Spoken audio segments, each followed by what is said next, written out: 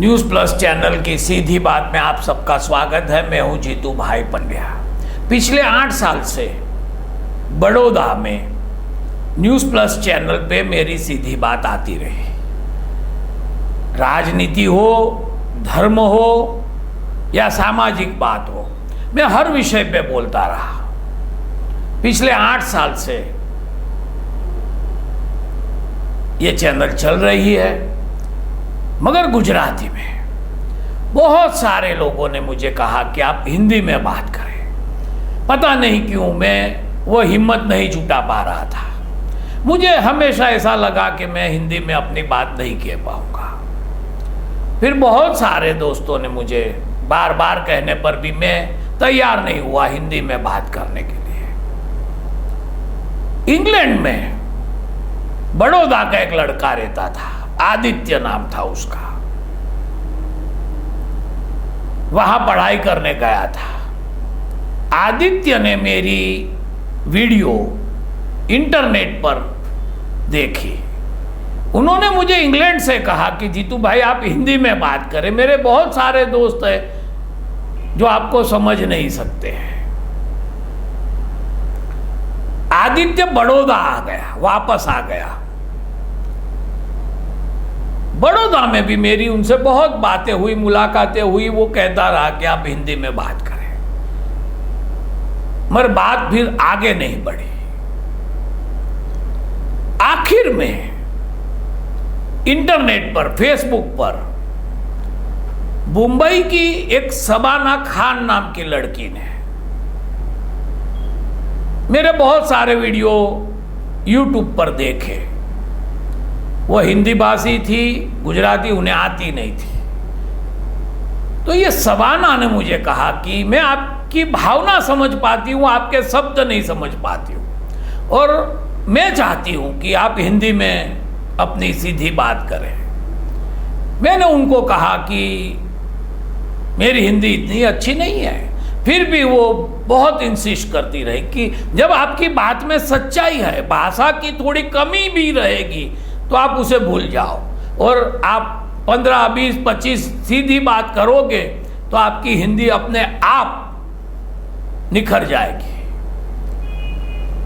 और फिर बाद में उन्होंने बहुत इंसिस्ट किया। जब भी मैं नया वीडियो अपलोड करता था इंटरनेट पे, वो मुझे हमेशा कहती रहती थी शबाना कि आप हिंदी में बात करें, मैं नहीं पकड़ पा रही हूं आपकी बात। और बहुत सारे मेरे दोस्त हैं जो चाहते हैं कि आप हिंदी में बात करें। मानो वो मेरे गले ही पड़ गई। उन्होंने कहा आपको हिंदी में बात करनी ही है। और आखिर में मैंने सोचा कि जब गुजराती में मैं बात कर ही रहा हूं तो मैं हिंदी में भी शुरू करूं। आखिर में आज से हमारी हिंदी सेवा शुरू करने जा रहा हूं। अगर कोई बात मैं हिंदी में अच्छी तरह नहीं पेश कर सकता हूं तो आप मेरी ये कमी को माफ कर दें।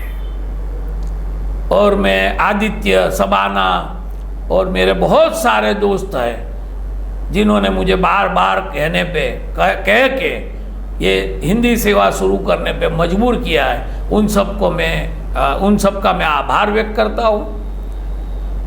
और मैं उम्मीद करता हूँ कि मेरी ये सीधी बात, हिंदी की सीधी बात आप सबको पसंद आए। जय हिंद। न्यूज़ प्लस चैनल की सीधी बात में आप सबका स्वागत है। मैं हूं जीतू भाई पंड्या। हमारे हिंदी संस्करण का ये पहला अध्याय है और हम चाहते हैं न्यूज़ प्लस चैनल की सीधी बात में आप सबका स्वागत है। मैं हूं जीतू भाई पंड्या।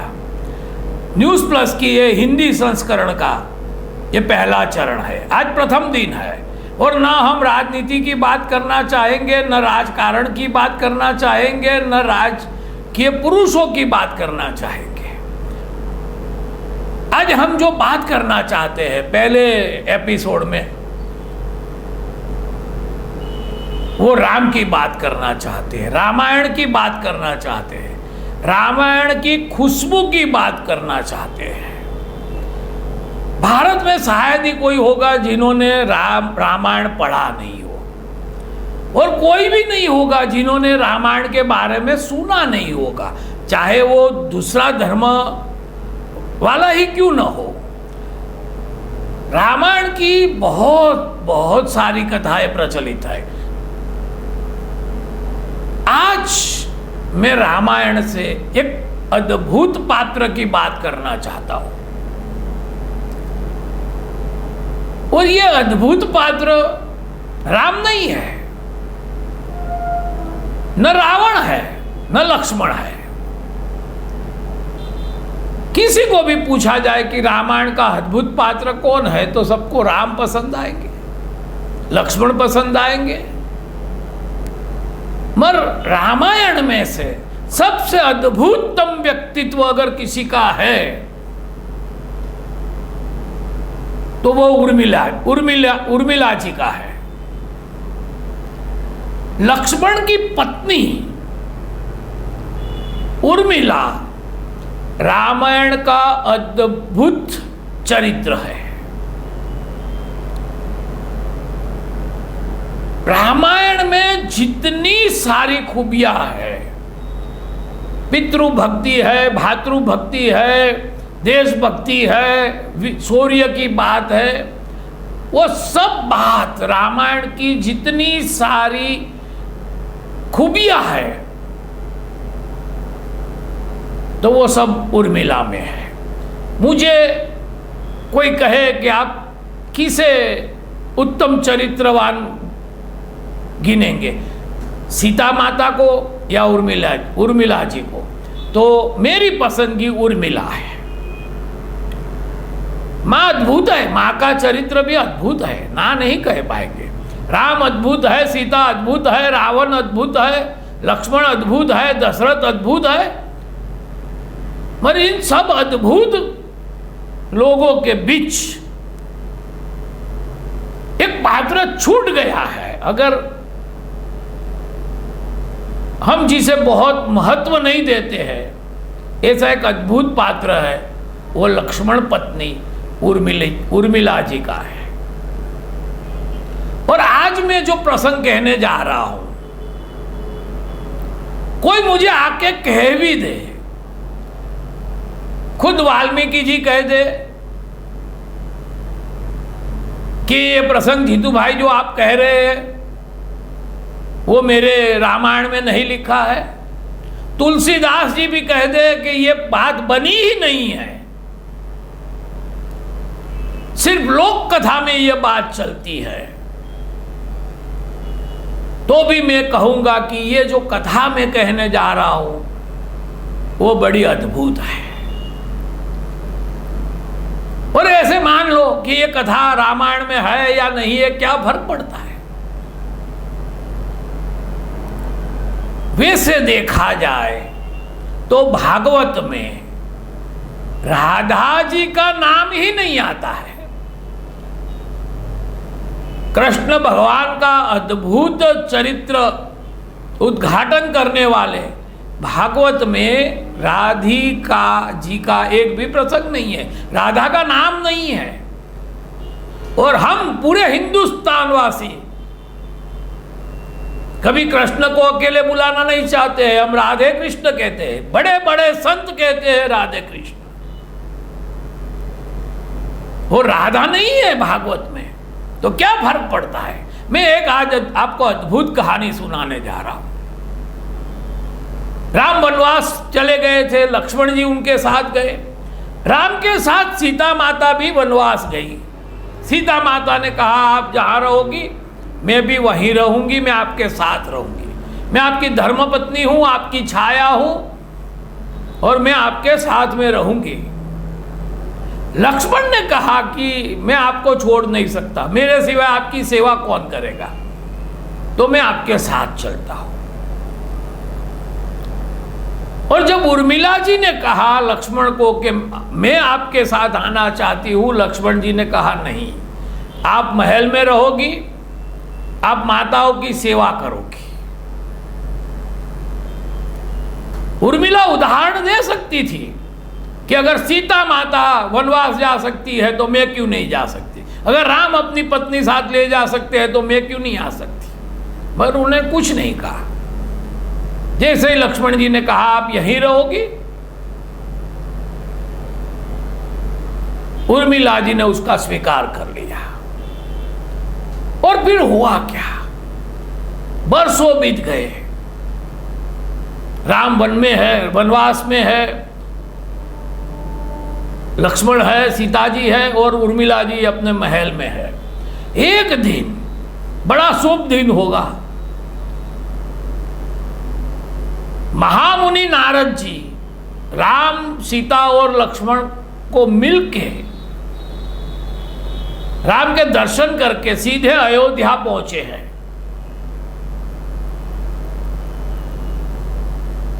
नारद जी का आगमन हुआ, पूरे महल में चहल पहल हो गई, भव्य स्वागत किया गया नारद जी का। तीनों माताएं दौड़ी, जलपान किया गया, उनकी बड़ी आव भगत हुई। अब तीन माताएं नारद जी से बात कर रही है तो उर्मिला जी कहीं पीछे छिप के वो बात सुन रही है। नारद जी ने घंटों तक रामचंद्र जी के वनवास के बारे में सब बातें बताई है। उर्मिला जी सुन रही है, सुनती जा रही है, सुनती जा रही है।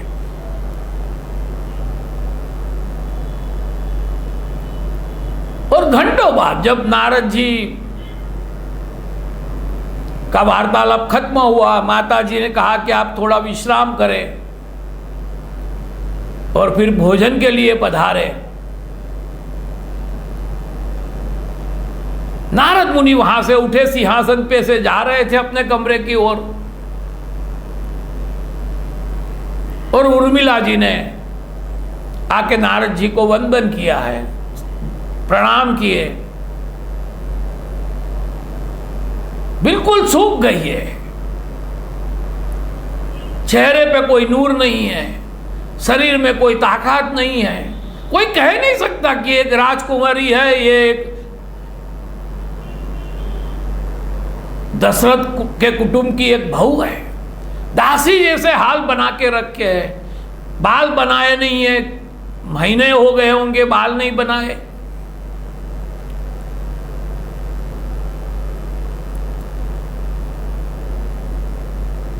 तो उर्मिला जी ने नारद मुनि को कहा कि प्रभु आपने माता जी को तो बहुत वृतांत बताया, मुझे सिर्फ इतना बता दो कि मेरे पतिदेव कैसे है, क्या करते हैं लक्ष्मण पूरे दिन पूरी रात।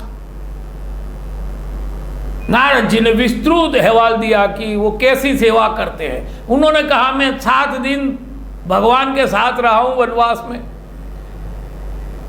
और लक्ष्मण जी बड़ी सुबह से रात देर तक राम की और सीता मैया की सेवा करते हैं, और रात को वो बाहर सो जाते हैं, झोपड़े में सोते नहीं हैं, खुले में सोते हैं, धनुष लेके बाण लेके रक्षा करने के लिए। और लक्ष्मण जी नींद तो लेते नहीं हैं, पूरी रात जगते हैं अपने भाई की रक्षा के लिए। एक क्षण के लिए भी वो नींद में नहीं जाते, पूरी रात जगते हैं। और नारद जी ने कहा कि लक्ष्मण ने मुझे कहा था कि आप उर्मिला जी को मिले और बताए कि पूरा दिन तो भाई की सेवा में गुजर जाता है, मगर जब रात को मैं बाहर बैठता हूं, पूरी रात जागता हूं, तो एक क्षण के लिए भी मैं उर्मिला को नहीं भूल पाता। मैं पूरी रात उर्मिला की प्रतीक्षा करता हूं, उर्मिला का एहसास करता हूं। तो दिन भाई की सेवा में गुजर जाता है, देर रात तक भाई की सेवा में होता हूं, और पूरी रात में उर्मिला को याद कर करके जी रहा हूं।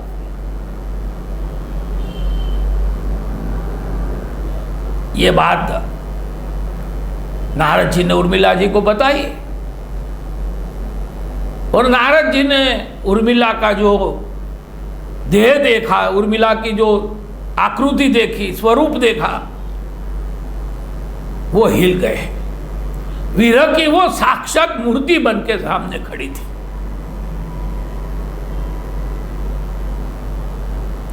एक तपस्या दिख रही थी, विरह की तपस्या थी, वो दिख रही थी। नारद ने उर्मिला जी को कहा कि बेटा मैं आपसे बहुत खुश हूं, आप एक वर मांग ले। उर्मिला ने कहा नहीं प्रभु, मुझे कोई वर नहीं चाहिए। नारद ने कहा उर्मिला, भगवान विष्णु जो कुछ दे सकते हैं वो सब मैं भी दे सकता हूं, संदेह मत कर मेरे तपस्या पर। आप मुझसे मांग ले और आप समझ ले कि वो होके रहेगा, संदेह मत कर। कोई संदेह की वजह से आप नहीं मांग रहे हैं तो आप भूल कर रहे हो, गलती कर रहे हो। उर्मिला जी ने नारद के पांव छू लिए। उन्होंने कहा भगवान, मैं ऐसा सोच भी नहीं सकती हूं कि आपकी सामर्थ्य को मैं जानती हूं।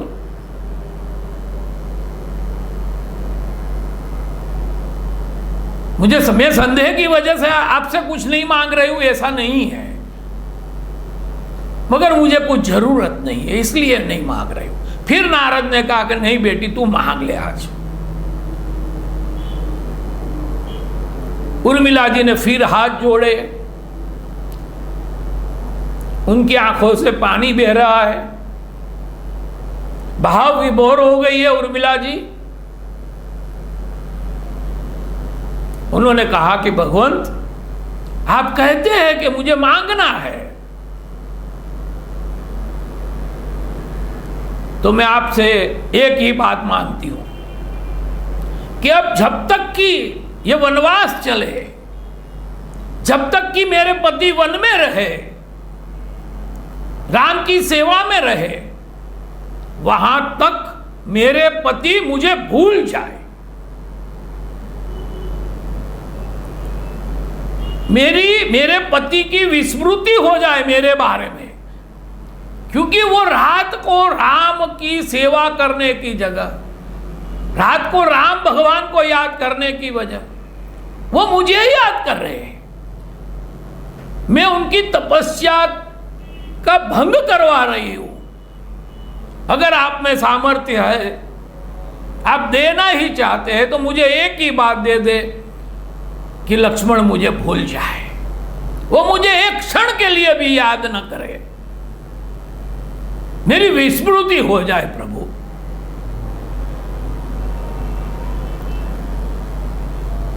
और कहते हैं, ये बात सुनकर नारद जी की आंख में पानी आ गया। नारद जी ने कहा कि आप क्या मांग रही है बेटी? आपने मांगा होता कि लक्ष्मण वापस आ जाए, मैं उसको वापस भिजवा सकता था, मगर आपने विस्मृति मांग ली अपने पति से। भले वही होगा जो तूने मांगा है, लक्ष्मण अब तुम्हें नहीं याद कर पाएगा।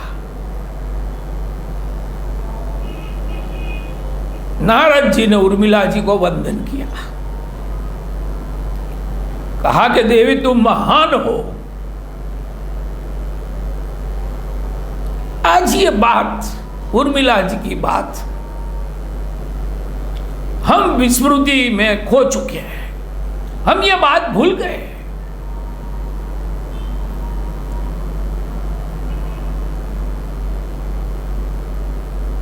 उर्मिला जी ने अपने पति से वियोग मांग लिया, वियोग में तो वो थी, मगर पति से विस्मृति भी मांग ली, ताकि अपने कुटुंब में, अपने कुटुंब के लिए उन्होंने विस्मृति मांग ली, अपने जेठ जी के लिए, अपनी जेठानी के लिए उन्होंने विस्मृति मांग ली। मैं बहनों से कहना चाहता हूं, जो शादीशुदा है या जिसकी शादी होने वाली है,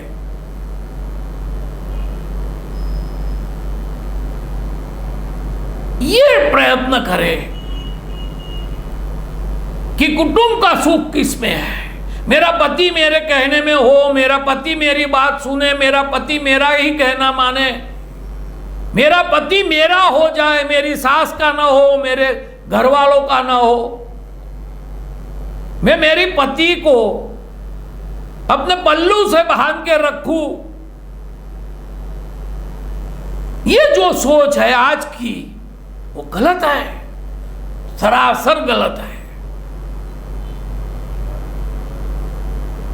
बहुत सारे जो प्रश्न उपस्थित होते हैं कुटुंब में,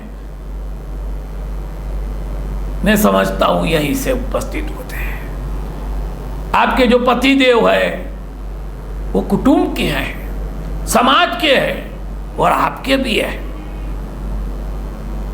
मगर सिर्फ आपके नहीं है। जिन्होंने ये प्रयास किया कि मेरे पति सिर्फ मेरे ही हो जाए, कुटुंब को भूल जाए, उनकी मां को भूल जाए, उनके भाइयों को भूल जाए, याद रहे, मां को भूलने वाला, भाई को भूलने वाला भाई, तेरा पति एक दिन तुझे भी भूल सकता है। तो आज उर्मिला जी को हम भी वंदन करते हैं और हम चाहते हैं कि उर्मिला जी की ये जो बात है वो पूरे समाज में बिखर जाए, पूरे समाज ये बात को फिर से याद कर ले। भारत की सभी महिला फिर से उर्मिला जी को याद कर ले, उर्मिला की बात को याद कर ले। सीधी बात में आज बस इतना ही। अब हम कल मिलेंगे।